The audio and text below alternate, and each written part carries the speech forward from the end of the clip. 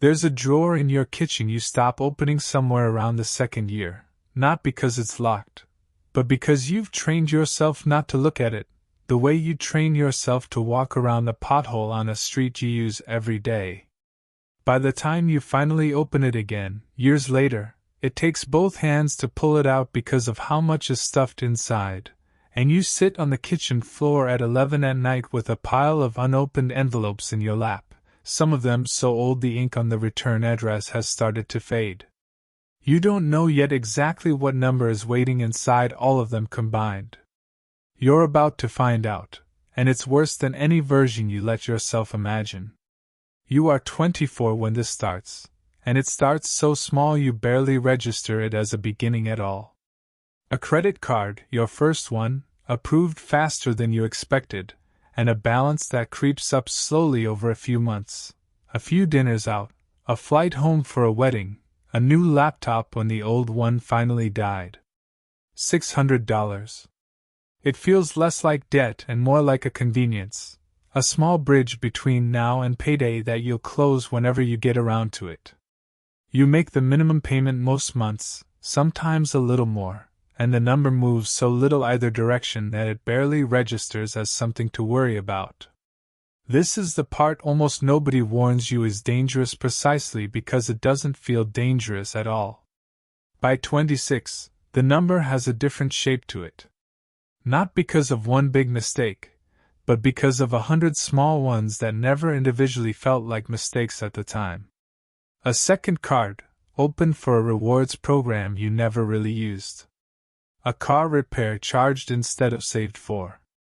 The number that used to sit at 600 now sits closer to 9,000, spread across 3 cards, and the minimum payments, added together, start to look less like a convenience and more like a second rent. You do the math one Sunday, actual math, pen and paper, and the number surprises you enough that you close the notebook and don't do that kind of math again for a long time.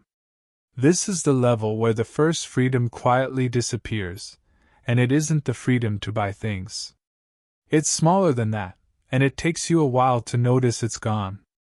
Your friend group plans a weekend trip, nothing extravagant, just a cabin and a shared grocery bill, and you say you're busy that weekend instead of saying the truth, which is that your card is close enough to its limit that the flight alone would tip it over. You do this again a month later, for a birthday dinner. Then again, for a concert. Nobody in your life yet knows there's a number behind these decisions. They just start to notice you've become harder to pin down, and you let them believe whatever story is easiest, because the real one feels too small and too embarrassing to say out loud. By 28, the drawer starts filling. Not all at once. It starts with one envelope you don't open because you already know roughly what it says, and then a second one you set on top of the first for the same reason, and within a few months it's simply become the place where anything from a bank goes, sight unseen. You develop a specific ritual without ever deciding to. Mail comes, you glance at the return address, and if it's a bank or a card company, it goes straight into the drawer, unopened, the same motion every time, fast enough that you don't have to look at it directly. Checking your balance online becomes something you do less and less, not because you've stopped caring, but because the checking itself has started to feel like its own kind of injury, a small, specific dread that arrives before the number even loads on the screen. You start telling people you're just being careful, when they ask why you never suggest dinner out anymore. Nobody pushes very hard, because it's a reasonable enough thing to say, and you've gotten good at saying it in a tone that closes the conversation instead of opening it. The debt itself hasn't done anything dramatic yet. What it's done, quietly, over 4 years, is teach you to lie a little, constantly, to almost everyone, in small enough ways that none of them feel like real lies at the time. The call comes on a Tuesday, when you're 30, standing in a coworker's kitchen at a small office gathering, phone buzzing in your pocket with a number you don't recognize. You almost let it go to voicemail, the way you've let dozens of similar calls go for the last year. But your coworker is mid-sentence, waiting for a response you were supposed to give, and some instinct makes you glance at the screen instead of just silencing it. A collections agency. You answer by accident, thumbs slipping the wrong direction, and spend the next 90 seconds standing in someone else's kitchen, trying to sound normal, trying to end the call fast enough that nobody notices your voice has changed. Your coworker asks, afterward, if everything's okay. You say it's fine. It's the fourth or fifth time in the last year you've said that exact sentence to someone, in that exact tone, about something that is not, in any real sense, fine. That's the night you go home and finally pull the drawer all the way out. The number, once you open every envelope and actually add it up, sits close to $31,000, spread across 4 cards and a personal loan you'd almost forgotten you'd taken out 2 years earlier to consolidate 2 of the others, which had, in the meantime, simply grown a 4th. You sit on the floor with the pile in your lap for a long time, not doing anything, not crying exactly, just sitting with a number that's been growing in the dark for years while you were the only person who knew it existed, and the strange, specific shame you feel isn't really about the money. It's about how long you managed to hide something this size from every single person who loves you.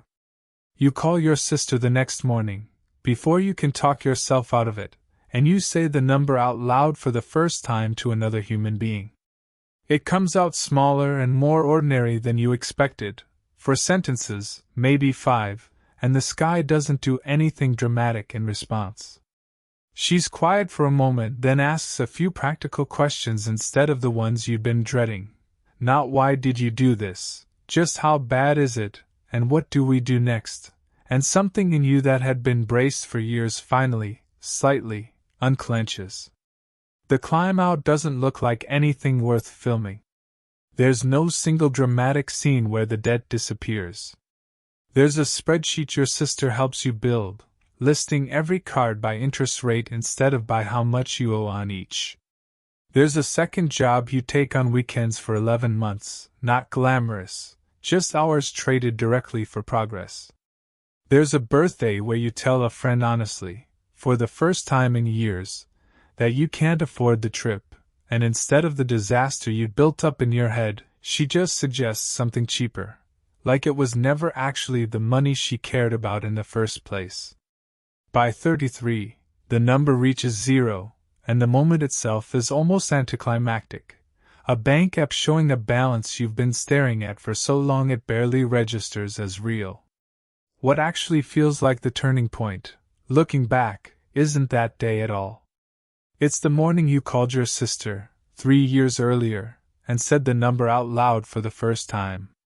You have a drawer in your kitchen now, in a different apartment, and mail still goes into it, bills, statements, the occasional collections adjacent letter from an old account you're still closing out from that period. The difference is you open it every week now, on purpose, sometimes with your sister on speakerphone just so the checking doesn't happen alone. It isn't dramatic. It isn't even particularly hard anymore. It's just a drawer that stays open, instead of one you spent years learning to walk around. The number was never really the thing that almost broke you. It was the years spent making sure nobody could see it. Debt doesn't just take your money. Level by level, it takes the specific freedoms you never noticed you were using, until the day you finally open the drawer, say the number out loud, and discover that the room you thought had been shrinking around you for years was never as small as it felt with the door closed.